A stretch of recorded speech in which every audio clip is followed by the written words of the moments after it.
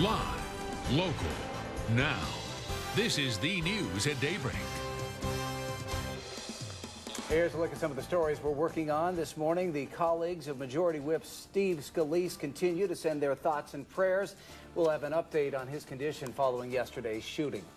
Plus, the contents aboard one vessel at a Charleston port prompts an FBI investigation. We'll tell you what forced an evacuation at one of the terminals. All right, taking a live look outside now on this Thursday morning as we get things started. Pretty shot there from the WTOC downtown Skycam. Well, right now, things don't look too bad, but there may be a slight chance of rain later today. Let's head over to Dave Turley with a look at your weather. Yeah, we do start out with a lot of clear skies here. Well, breaking overnight, this is a live look at the Port of Charleston where the FBI is on the scene. They were investigating reports of a dirty bomb aboard a ship forcing one terminal to evacuate. Well, officials now say there is no existing threat and one person has been detained. And in the last hour, we've learned from officials that they have detained the person they believe responsible for that threat. Aaron Maben is at the scene with the latest. The terminal will reopen this morning after that threat and evacuation. We just learned that 4 containers have been scanned and cleared. That's something we will work on all day. At the Wando Terminal in Mount Pleasant, I'm Aaron Maben for the Raycom News Network. Also breaking overnight, South Carolina law enforcement officials are on the scene of a riot happening right now at the Trenton Correctional Institute. That facility is located in Edgefield County, about 22 miles north of Aiken, near the South Carolina-Georgia state line.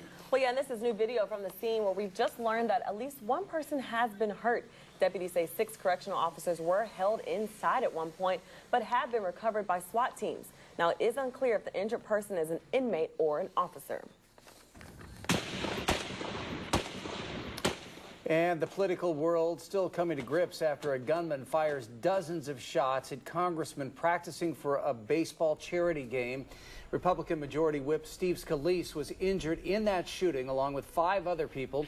Police quickly responded to the scene and injured the shooter, who later died at the hospital.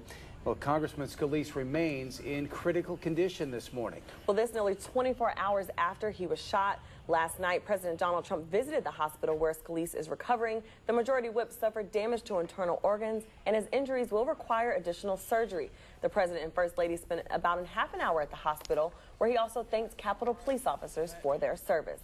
We are also learning more about the background of the suspected shooter, James Hodgkins. The 66-year-old posted many anti-Trump sentiments on social media. Hodgkins called the president a traitor and wanted him to be impeached. Senator Bernie Sanders says that Hodgkins volunteered during his presidential campaign. Sanders has called the attack despicable. The FBI has not yet given a motive for the attack. Meanwhile, Georgia Congressman Buddy Carter is reacting to the shooting. He was not at the shooting, but he was working out at the congressional gym when he heard about the news. He says he won't let this incident stop him from doing his job, and he's praying for Scalise's recovery.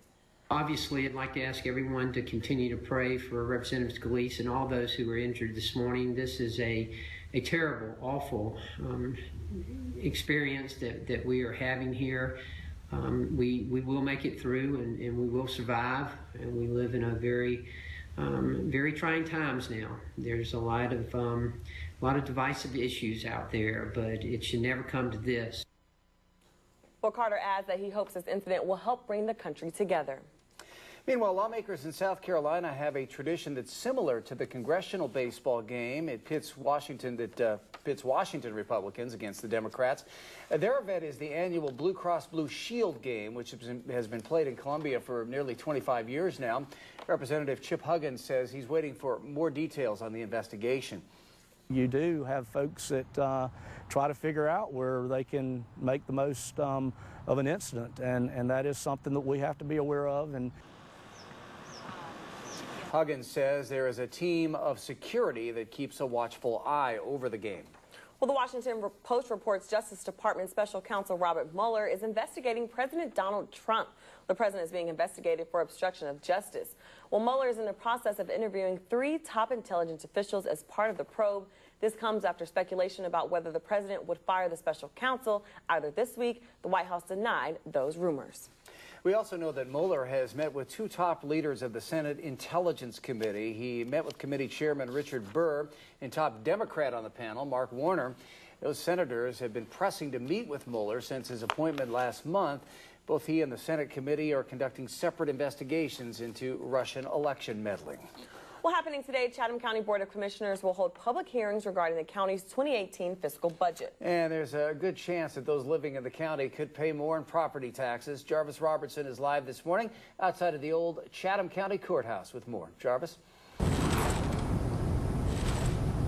Well, the county manager has already told WTOC that in worst case scenario, the millage rate increase would be 1.6 mils. Reporting live in Savannah this morning, I'm Jarvis Robertson, WTOC News. Well, 3 people are facing charges after an armed robbery at the El Sombrero Mexican restaurant on Northside Drive East in Statesboro. Police say they were called to that restaurant around 11:30 Tuesday night. They spotted a car, later found items inside that were taken from the restaurant. The 3 suspects were all taken to the Bullitt County Jail. Well, the reward for the capture of 2 Georgia escaped inmates has increased to $115,000. Authorities say 43-year-old Donnie Russell Rowe and 24-year-old Ricky DuBose stole a second vehicle Tuesday night. They believe they might be traveling in a stolen white 2008 Ford F-250 pickup truck. Well, despite still being on the run, Georgia Governor Nathan Deal says he's hopeful they'll be arrested. I have confidence in the law enforcement personnel that are working on this case, and sometimes it takes longer than we would like, but I have every confidence that they're going to get these individuals and bring them to justice. Well, the inmates were serving sentences for separate armed robbery and assault convictions. They killed 2 correction officers during their escape. Well, the former Savannah High School assistant principal will appear in court today. Marvin Johnson is charged with sexually assaulting a 16-year-old student. According to the police report, the incident happened back in January. Johnson is currently out of jail on a $5,000 bond. Road rage leads to gunfire at an intersection in Pooler Wednesday morning. It happened at the intersection of Pooler Parkway and Park Avenue. One witness says she saw the drivers yelling racial slurs and throwing cups at each other. That's when one of the drivers opened fire, hitting a pickup truck. The shooter then drove off when police arrived on the scene. Pooler Police Chief Mark Revenue says incidents like this one are never worth killing someone over. He says music is the best way to avoid road rage. I love when I pull up at a traffic light and see somebody just enjoying themselves, enjoying their music, and so they take a couple extra seconds to get through a light. Relax. He also says if you see a road rage incident happening, stop your car, get a good description of the car, and call police immediately. There have been 4 reports of road rage in Pooler within the past week. Update, not too much going on this morning. We're tracking one tropical wave way out in the eastern Atlantic. Within the next 2 days, only a 10% chance of development at this time. Well, the London community starting to help those affected by this week's deadly apartment fire. The death toll is also still on the rise.